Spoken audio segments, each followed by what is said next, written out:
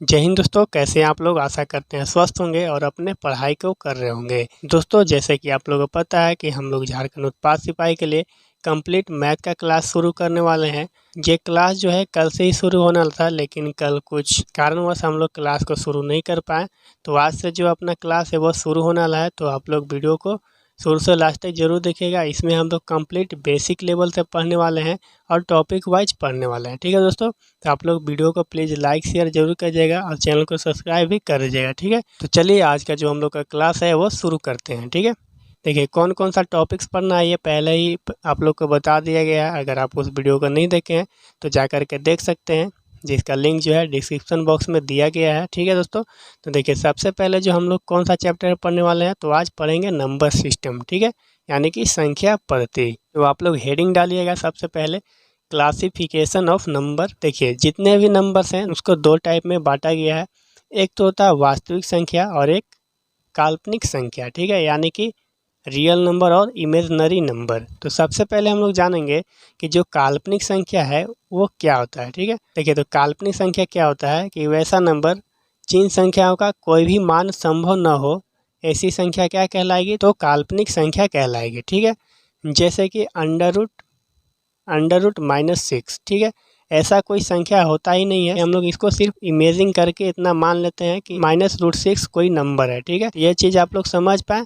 तो हम लोग का जो सिलेबस में है वो काल्पनिक संख्या नहीं पढ़ना है। हम लोग को जो सिलेबस में पढ़ना है वो क्या पढ़ना है, तो वास्तविक संख्या पढ़ना है, यानी कि रियल नंबर पढ़ना है। ठीक है, तो देखिए रियल नंबर क्या होता है कि वैसी संख्या जिसमें अपरिमेय संख्या और परिमेय संख्या दोनों सम्मिलित हो, वैसी संख्या को क्या बोलेंगे, तो वास्तविक संख्या बोलेंगे। ठीक है, तो वास्तविक संख्या को कितने टाइप में बांटा गया, तो दो टाइप में। एक होता है अपरिमेय संख्या, एक होता है परिमेय संख्या। ठीक है, देखिए सारा संख्या के बारे में हम लोग डिटेल से पढ़ेंगे, लेकिन एक इंट्रोडक्शन के तौर पे ये सारा चीज़ आप लोग को पहले ही बता दे रहे हैं कि कौन कौन से संख्या होता है और कौन सी संख्या से कौन सा संख्या डिवाइड होकर के बना है। ठीक है, तो देखिए वास्तविक संख्या से कौन सा संख्या बना, तो अपरिमेय संख्या और परिमेय संख्या।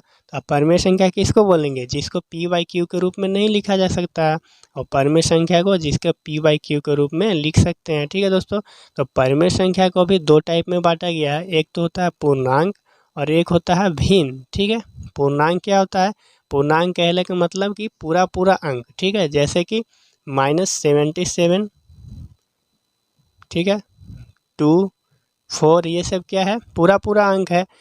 यानी कि जो पूर्णांक होता है वो निगेटिव भी होता है और पॉजिटिव भी होता है। ठीक है, इसी तरह से क्या है, तो भिन्न। तो भिन्न कहने का मतलब क्या, 7/2, ये सब क्या है, भिन्न है।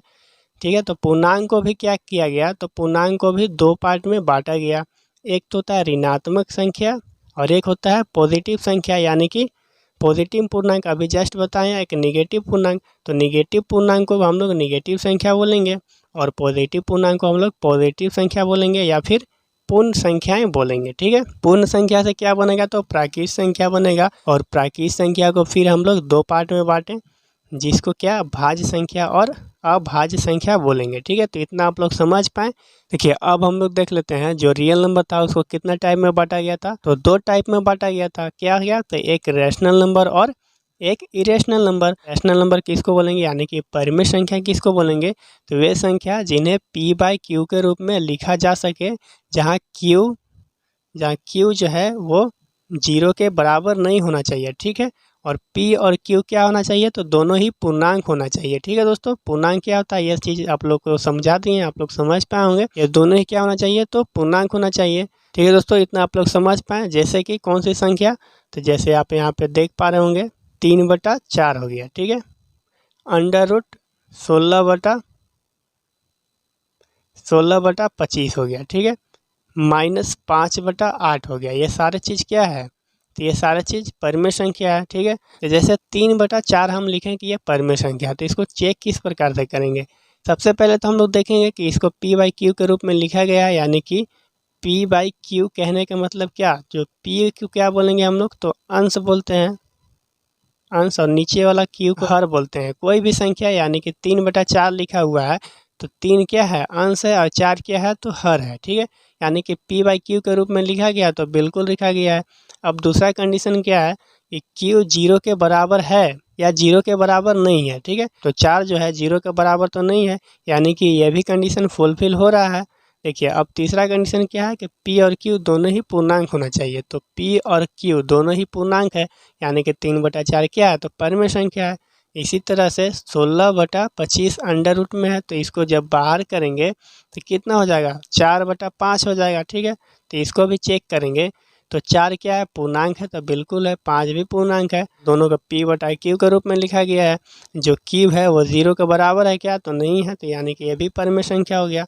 अब देखिए -5/8 को भी चेक करेंगे तो -5/8 यानी P/Q के रूप में लिखा गया है, तो बिल्कुल लिखा गया है। इस प्रकार से इसको हम चेक करेंगे, जैसे लिख लिए, मान लीजिए कि ये सिर्फ है 2, ठीक है। तो 2 को हम लिख सकते हैं 2/1, तो 2 को तो कोई प्रभाव पड़ने वाला नहीं है, क्योंकि 1 से डिवाइड करेंगे 2 में तो फिर 2 ही आएगा, ठीक है। अब ये क्या P/Q के रूप में है, तो बिल्कुल है। Q 0 के बराबर है, तो नहीं, Q के 0 के बराबर नहीं है, Q 0 के बराबर नहीं है, तो यानी कि 2 भी क्या हो गया, तो परिमेय संख्या हो गया। देखिए तो अब क्या है कि अपरिमेय संख्या क्या होता है, यानी कि जिसे P/Q के रूप में नहीं लिख सकते हैं, जैसे कि क्या हो जाएगा, तो √2 हो जाएगा, √3 हो जाएगा। ये सारा चीज़ क्या है, तो अपरिमेय संख्या है। पाई हो गया, ये सारा चीज़ क्या है, तो अपरिमेय संख्या है, ठीक है दोस्तों। तो इतना आप लोग समझ पा रहे हैं। चलिए नेक्स्ट हम लोग देख लेते हैं। नेक्स्ट क्या है, इंटीजर्स यानी कि पूर्णांक। तो पूर्णांक क्या होता है, अभी जस्ट बताया था कि पूर्णांक जो है निगेटिव पूर्णांक और पॉजिटिव पूर्णांक, यानी कि ऋणात्मक पूर्णांक और धनात्मक पूर्णांक, ठीक है। ऋणात्मक पूर्णांक कौन कौन से हैं, तो -1, -2, -3 और -4, ऐसे कितना तक जाएगा, तो अनंत तक, ठीक है। जैसे धनात्मक पूर्णांक क्या है, तो 1 हो गया, 2 हो गया, 3 हो गया, 4 हो गया, ठीक है। अब आप लोग के मन में एक सवाल आ रहा होगा कि जो 0 है वो क्या है, ठीक है। तो जी आप लोग नोट कीजिएगा कि 0 ना तो धनात्मक पूर्णांक है और ना ही ऋणात्मक पूर्णांक है, ठीक है। तो ये चीज़ आप लोग याद रखिएगा। राइट साइड वाला क्या होता है, धनात्मक, और लेफ्ट साइड वाला क्या होता है, ऋणात्मक, यानी कि निगेटिव, ठीक है। यहाँ से आप लोग देख पा रहे होंगे, तो आप लोग देख पा रहे हैं क्या, 0 से लेकर अनंत तक की संख्या के हम लोग क्या बोलेंगे, तो पूर्ण संख्या बोलेंगे, ठीक है। 1 से लेकर के अनंत तक की संख्या को क्या बोलेंगे, तो नेचुरल नंबर बोलेंगे, यानी कि प्राकृत संख्या बोलेंगे, प्राकृत संख्या बोलेंगे। इसी तरह से और हम लोग नंबर निकाल सकते हैं, जैसे सम संख्या। तो सम संख्या कौन कौन से होगा, 2 हो गया, 4 हो गया, 6 हो गया, 8 हो गया, ठीक है। तो ये क्या हो गया, सम संख्या हो गया, यानी कि वैसी संख्या जो 2 से पूरा पूरा डिवाइड हो जाए उसको क्या बोलेंगे, सम संख्या बोलेंगे।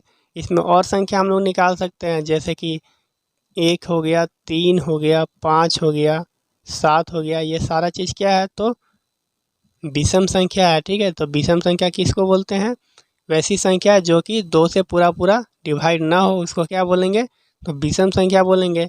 इससे और संख्या निकल सकता है, जैसे अभाज्य संख्या हो गया, भाज्य संख्या हो गया, ठीक है। तो ये सारा चीज़ आप लोग समझ पा रहे होंगे कि इस तरह से नंबर का निर्माण होता है, ठीक है दोस्तों। चलिए नेक्स्ट जो देख लेते हैं वो क्या है, तो अभाज्य संख्या यानी कि प्राइम नंबर, ठीक है। तो प्राइम नंबर किसको बोलेंगे, तो 1 से बड़ी वे सभी संख्याएं जिन्हें 1 तथा अपने आप के अलावा किसी अन्य संख्या से पूर्णतः विभाजित न हो सके, ठीक है। वैसी संख्या जो सिर्फ किससे विभाजित हो, तो 1 से विभाजित हो और अपने आप से विभाजित हो, तो ऐसी संख्या क्या कहलाएगी, तो अभाज्य संख्या यानी कि प्राइम नंबर कहलाएगी, ठीक है। जैसे कि 2 हो गया, 3 हो गया, 5 हो गया, 7 हो गया, ठीक है। ये सारा चीज़ क्या है, तो अभाज्य संख्या है, ठीक है। इससे रिलेटेड कुछ फैक्चुअल चीज़ है, इसको आप लोग याद कर लीजिएगा, डायरेक्टली इससे एग्जाम में क्वेश्चन आ जाता है। जैसे आप लोग देख पा रहे होंगे कि 2 सबसे छोटी अभाज्य संख्या है, साथ ही क्या है, सबसे छोटी सम अभाज्य संख्या है, ठीक है। तो ये सारा चीज़ आप लोग को याद रखना है। जैसे 3 सबसे छोटी क्या है, तो विषम अभाज्य संख्या। 2 अंक के सबसे छोटी अभाज्य संख्या कौन सी है, तो 11 है। तो ये सारा चीज़ आप लोग यहाँ पे देख पा रहे हैं, सारा चीज़ को आप लोग को याद करना है, ठीक है। तो आप लोग एक चीज़ और लिख लीजिएगा कि जो 1 से लेकर 100 तक टोटल अभाज्य संख्या कितना होता है, तो 25 होता है, ठीक है। इस तरह से डायरेक्टली एग्जाम में क्वेश्चन आ जाता है, तो आप लोग याद करके रखिएगा, ठीक है। चलिए नेक्स्ट देख लेते हैं। तो नेक्स्ट क्या है, आप लोग यहाँ पे देख पा रहे होंगे, तो भाज्य संख्या है, ठीक है, यानी कि कंपोजिट नंबर है, ठीक है। तो भाज्य संख्या किसको बोलेंगे, तो वे संख्या जिनका 2 से अधिक गुणनखंड यानी कि फैक्टर हो, तो उसको क्या बोलेंगे, तो भाज्य संख्या बोलेंगे, ठीक है। जैसे कि 4, 6, 8, 9 ये सारी चीज़ क्या है, तो भाज्य संख्या है, ठीक है।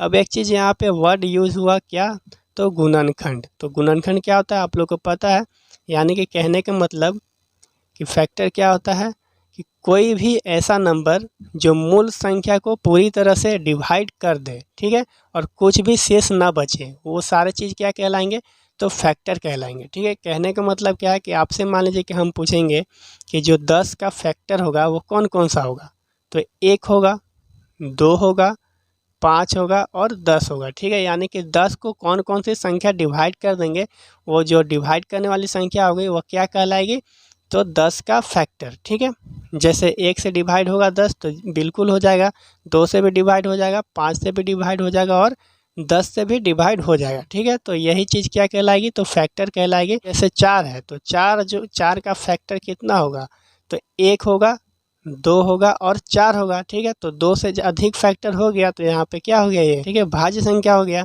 देखिए और इससे रिलेटेड कुछ फैक्चुअल चीज़ है, जैसे कि आप लोग देख पाएंगे सबसे छोटी भाज्य संख्या कौन सा होगा, तो 4 होगा।